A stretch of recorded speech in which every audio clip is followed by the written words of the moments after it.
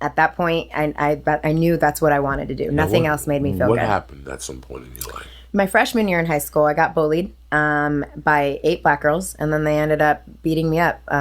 Broke my jaw, my shoulder blade, 4 of my ribs. They were stomping so hard on my body that my pancreas and my liver were like obliterated. This is here in the San Fernando Valley. Yep, North Hills, Monroe High School. And what, is it like a gang? No, it was just a group of girls that hated on me. I'm half black, and I have long hair and light skin, and they didn't like that. And what was your first reaction when you were in the hospital? And you know, the bullying had gone on for so long that the day that it happened, I kind of just surrendered because I was so fucking over it. I really was. I was so over hating going to school, hating waking up. I literally hated school all of my high school, all of those years. And when it finally happened, I was just like, just glad it's over. Like, as sad as that to say, but I was just happy. Was there any vengeful thoughts in your heart? I mean, no, I didn't really even have a vengeful thing. I was just sad and mad at the world that people like that existed. No brothers, no sisters. I have an older brother. Did he get involved? He didn't, because right before that happened, my parents got divorced. So he was in Redondo Beach, and I lived in the Valley with my mom. Now, after this happened, charges were pressed? Yeah, I sued LAUSD.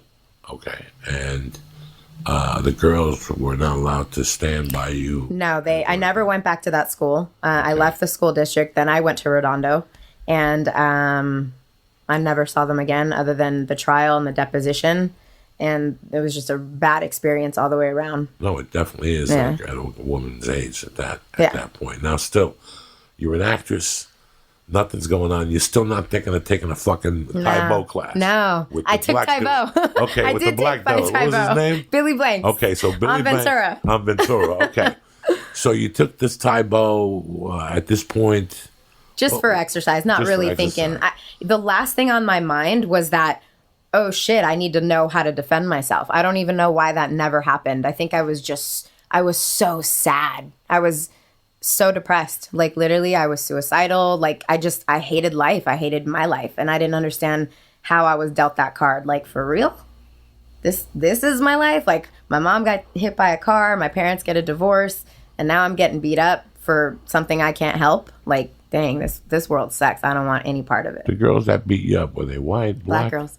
Black girls. Mm-hmm. Tremendous. Yeah. Black on black crime. Black on black crime. All the shit black people have gone through over the years, and you see black on black crime, and it's just the biggest mind fuck. It's like, for real? Yeah. Like, when I watch all these documentaries on the Crips, like, I got locked up with a big time Crip, and I loved him. Okay. He was my brother, and I loved him. And we got out. And like 6 months later, he calls me. I'm out of the halfway house. I'm about to have a kid. And he would give me piles of money. Like, he just loved me. We became partners in there. And he was into Nutter Butters. At the time, he had... I love Nutter Butters. Listen to me. He had legit, guys, legit. He had 7 women that he was supporting. And 5 of them were babies' mamas. This is 1987. He was paid. He was beautiful. Dang. He was a beautiful young brother with dreads, like cornrows, you know. And Cuba. And he would have, like, this is the only expression. He had bitches on lockdown. Yeah. Like, he would have one visit him. Me and him, I made him my assistant in the stock room. So, just imagining 6 people to support. Just bitches on deck, ready to go. I had him in the stock room. Too many bitches. I loved them so much, and the kitchen staff was all black, that I got him a job in the stock room with me. And that's when the stock room blew up, because me and him were holding steroids and charging a VIG. You know, he was one of those black dudes that was sagging and would never wear a shirt. Yeah, so you saw his whole butt crack. He was just yoked naturally, but not really yoked. He was model yoked. Okay. Like, he was a black model, and he didn't even know it. He was out there slinging cocaine from L.A. to Denver, so he got pinched on federal coke. Damn. And he had 7 bitches on lockdown. And Lee, one wouldn't come. Like, so on Monday and Tuesday, me and him would have visitation.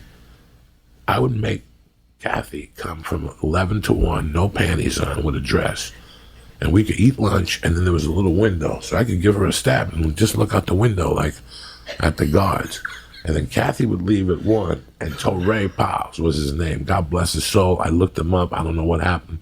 He would bring one of his ladies in from 1 to 3, and then another one from 3 to like 6. And he would have sex with them both. And one day, you know, he was a fucking virile. We were both the same age, 26, 27. He was short of a millionaire. All of them had fucking cars. Like, we were talking about cars, and he's like, my one bitch drives that car. She's holding it down for me and shit like this. And me and him at night would hang out and eat Nutter Butters, and it was just crazy. It was just crazy. Then he got out of jail, and he calls me up one night. He gives me like 2 G's and a little bag of Coke. And he shows up again one night. He goes, come on, take a ride with me. And it was just me and him in the car. And he goes, switch with me. And like, what do you want me to switch with you for? He goes, I got to shoot up this place. They ain't paying me my Vic. And I drove, and he just shot the place down with a machine gun. Joey! He drove me home like nothing happened. This is allegedly people. He didn't kill nobody. He just shot the building down like at 2 a.m. It was closed. He just wanted to shoot it down to give him a message. Yes. I never saw him after that. After that, I was like, you know what? This sounds like trouble. My days are done with this shit. But I loved him. Yeah. I loved him. Yeah. I don't even know how we got on this topic. It doesn't matter. Black on black crime. Black on black crime. There we go. Black crime. And shit. There was so much of it in that jail. And it would piss me off. Like when brothers would get into arguments and the ego and shit. Yeah. And there was 2 main ones. It was graveyard. That was what he called himself. Because I put motherfuckers in a graveyard and shit. And then the other guy was Spencer Antoine, and they were the self-proclaimed leaders, and they didn't cross each other's paths and shit. Hilarious. It was like Bloods and Crips? No Bloods and Crips in there at that time. And if there was, they were at peace. I thought you said the first guy was a Blood. My brother was a Crip. A Crip. Oh, Crip, okay. My brother at the time was a Crip. That's the way it worked out. But I guess in there they had a truce.